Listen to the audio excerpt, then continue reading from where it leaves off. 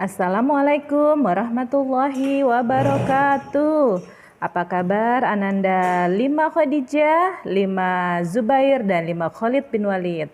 Alhamdulillah bertemu lagi dengan Ustazah Tia pada materi IPS tema 1 subtema 3 dengan tema negara maritim ya. Baik anak-anak, sebelum kita mulai belajar kita baca doa dulu ya. Bismillahirrahmanirrahim. Pengertian negara maritim. Maritim berarti wilayah laut. Hal tersebut menyebabkan konsep negara maritim dapat ditinjau dari beberapa sudut pandang. Mari kita simak slide berikutnya.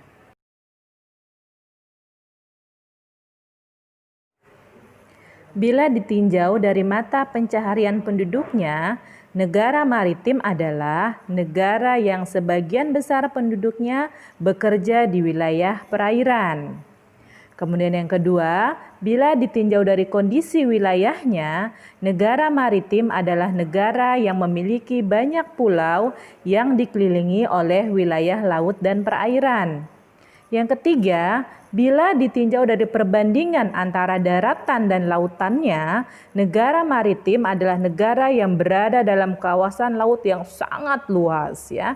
Yang keempat, bila ditinjau dari potensi alamnya, negara maritim adalah negara yang mempunyai wilayah kekuasaan laut yang luas serta tersimpan berbagai kekayaan sumber daya alam di wilayah tersebut.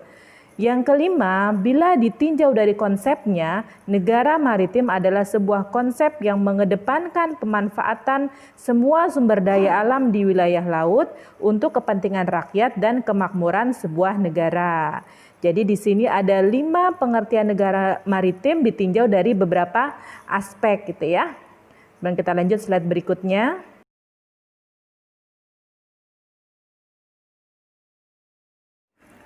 Dari pengertian tadi yang sudah kita sebutkan, maka dapat disimpulkan bahwa pengertian negara maritim yang sesuai dengan Indonesia adalah poin 1 dan 4. Kenapa? Karena Indonesia merupakan negara kepulauan yang mayoritas penduduknya juga bermata pencaharian sebagai nelayan. Kemudian Indonesia juga dikelilingi oleh laut dan perairan yang sangat luas gitu ya. Nah, kemudian wilayah daratan dan lautan untuk negara Indonesia itu lebih luas lautan ya.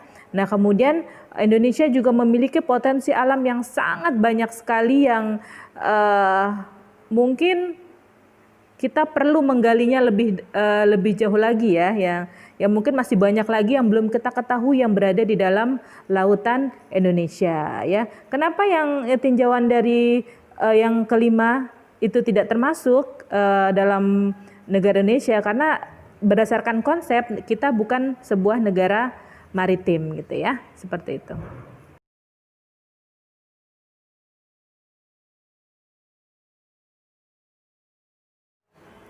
Nah, sekarang kita bahas tentang potensi alam Indonesia sebagai negara maritim. Jadi banyak sekali ya potensi alam Indonesia sebagai negara maritim. Kita lihat dari kondisi geografisnya ya. Dari kondisi geografisnya, Indonesia sangat berpotensi mempunyai lapangan pekerjaan terutama untuk para nelayan. Kemudian memiliki kekayaan sumber daya alam yang melimpah ruah yang berasal dari laut. Nah, potensi yang berikutnya adalah sebagai sarana dan prasarana untuk penghubung antar pulau ya. Nah, kemudian juga Indonesia berpotensi sebagai daya tarik wisatawan, terutama wisatawan mancanegara yang tertarik akan wisata keindahan bawah laut ya. Jadi begitu besar potensi Indonesia sebagai negara maritim dari segi geografisnya. Dan Indonesia juga memiliki garis pantai terpanjang di dunia ya. Seperti itu ya anak-anak ya.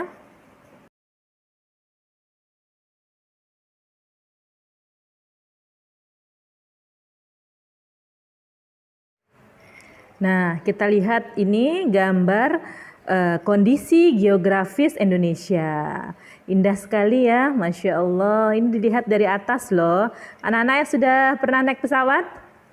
Kalau sudah pernah naik pesawat, nah, berani nengok ke bawah ya, dilihat betapa indahnya Indonesia dari udara gitu ya. Di mana Indonesia sebagai negara kepulauan terbesar di dunia ya, Masya Allah.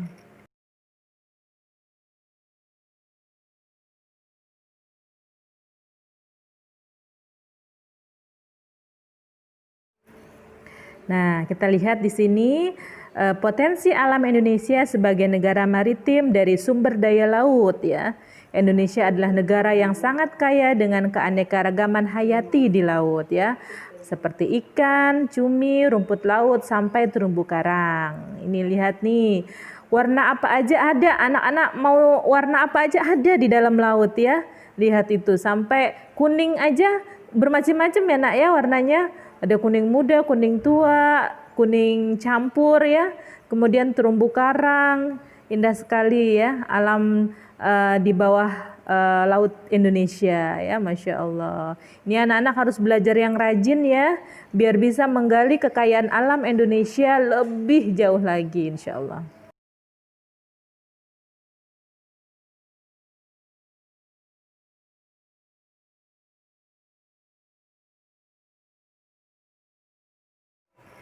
Nah, sekarang kita lihat potensi alam Indonesia sebagai negara maritim dari peluang ekonomi. Masya Allah, ini keren banget ya. Dari peluang ekonomi kita lihat di sini sebagai tempat wisata bahari ya. Di sini kita lihat ada wisata sepeda air. Siapa yang sudah pernah coba main sepeda air? Oke, kemudian di sini ada nelayan. Tuh lihat ikannya ya. Mau ikan apa aja bisa kamu ambil, tentunya dengan tidak dieksploitasi secara besar-besaran. Ambil seperlunya saja ya, agar tetap lestari alamnya. Kemudian juga ada pertambangan minyak ya, ternyata di dasar laut kita bisa mengambil minyak, batu bara, dan sebagainya ya. Kemudian petani rumput laut ya, jadi sampai rumput aja nggak cuma di darat, di laut juga kita punya rumput ya, Masya Allah. Kemudian di sini ada petani mutiara ya. Anak-anak bisa lihat mutiara Lombok ya, bisa buat perhiasan sebagai cincin, kalung dan sebagainya ya. Dalam Quran surat Ar-Rahman dikatakan bahwa nikmat Tuhan kamu yang mana lagikah yang engkau dustakan ya. Begitu banyak nikmat Allah yang diberikan kepada manusia, sehingga kita harus bersyukur ya. Allah ciptakan ini semua untuk kita ya, untuk keperluan kita sehari-hari, dan juga jangan lupa jangan dimakan sendiri, kita berbagi kemudian diinfakkan untuk yang membutuhkan ya, Masya Allah.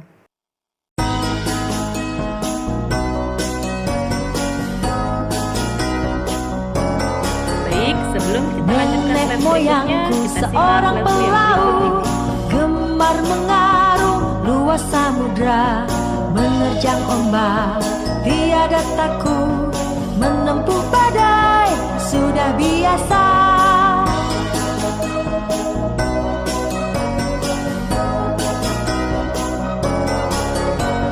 Angin bertiup, layar terkembang, ombak berdebar di tepi pantai.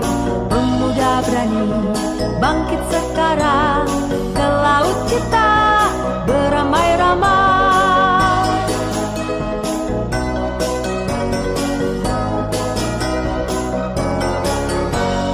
Nenek moyangku seorang pelaut, gemar mengarung luas samudra, menerjang ombak, tiada takut, menempuh badai, sudah biasa.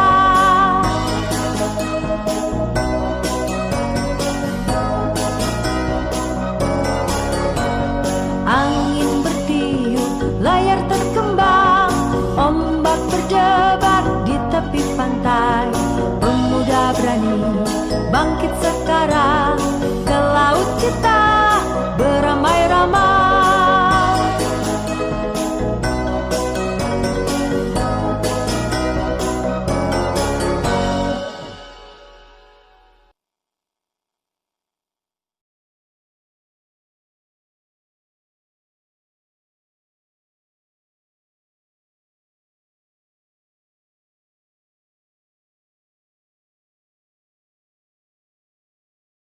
Yeay. Siapa yang sudah bisa lagu Nenek Moyangku Seorang Pelaut? Ya, ini Ustazah seneng banget ya waktu kecil nyanyi lagu ini. Sebelum tidur biasanya orang tua Ustazah suka nyanyiin lagu ini sambil diceritain nih kisah-kisah para nelayan dan para pelaut yang ada di Indonesia gitu ya. Kamu pernah nggak didongengin sama orang tuanya? Minta dongengin ya sama orang tuanya ya, walaupun udah besar nggak apa-apa. Boleh minta diperdengarkan dongeng-dongeng yang edukatif gitu ya.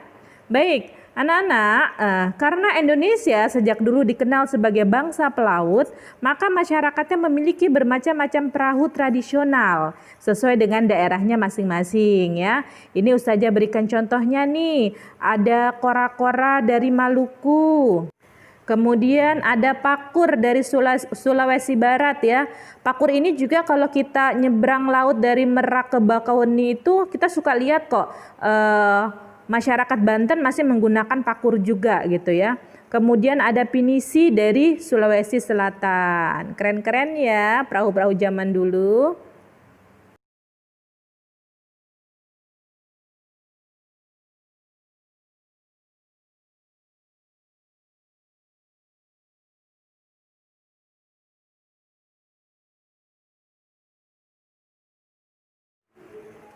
Nah, karena negara kita adalah negara kepulauan, tentunya untuk mencapai antara satu pulau ke pulau berikutnya, kita butuh sarana transportasi ya.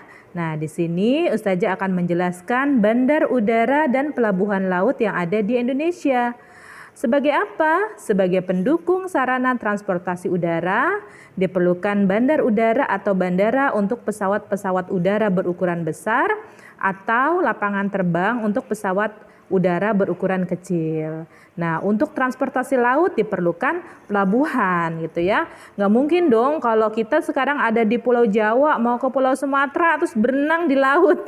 Nggak mungkin ya, capek banget ya. Berarti kita butuh sarana transportasi ya.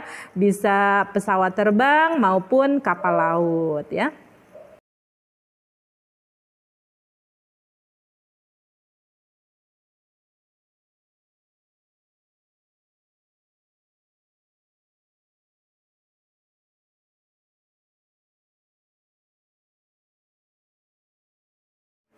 Nah, ini ada beberapa contoh bandar udara atau bandara di Indonesia. Kita lihat ini ada Bandar Udara Internasional Kuala Nema Medan ya. Cantik ya bandaranya. Kemudian ada juga Bandar Udara Internasional Sultan Iskandar Muda Aceh ya. Nah, kemudian ada juga Bandar Udara Internasional Minangkabau Padang. Ayo, siapa nih yang orang Padang nih? Ustazah tahu nih. Yang suka rendang siapa ya? Oke, kemudian ada Bandar Udara Internasional Sultan Syarif Kasim Pekanbaru ya. Nah, kemudian ada Bandar Udara Internasional Hang Nadim Batam ya, dan juga di Tangerang ada Bandara Soekarno Hatta itu ya.